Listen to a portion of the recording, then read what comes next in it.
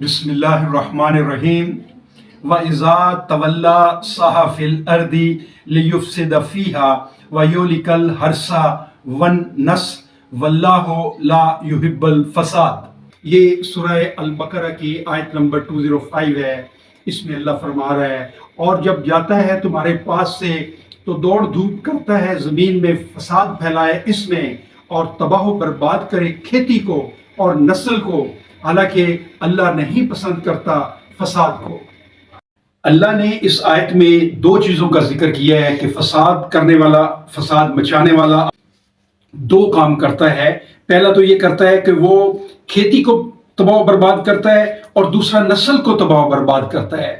کھیتی کو برباد کرنے سے مقصد ہے کہ زمین جو تمام مخلوقات کے لیے ہے، تمام انسانوں کے لیے ہے، اور اس سے اللہ نے تمام لوگوں کے لیے رزق کا سامان اس میں رکھا ہے، اس کے اوپر وہ قبضہ جما لیتا ہے۔ جو فساد پیدا کرنے والے لوگ ہیں وہ اس کے اوپر قبضہ جما لیتے ہیں، اپنی ملکیت میں لے لیتے ہیں، اور یوں ذرائع پیداوار کے اوپر قابض ہو جاتے ہیں۔ یہ فساد فی الارض ہے۔ زمین و آسمان اللہ کی ملکیت ہے، اور اس کے بعد جو زمین کاشت کرتا ہے اس کی ہے، اور اس میں اگر وہ کاشت کرتا ہے اور محنت کوئی اور لے جاتا ہے تو یہ فساد فی الارض ہے۔ اللہ تعالیٰ تمام کائنات کا مالک ہے، اور اس نے بندوں کے لیے اس زمین میں تمام رزق کے ذرائع رکھے ہیں، اس لیے ان ذرائع کے اوپر قابض ہونا یہ فساد فی الارض ہے۔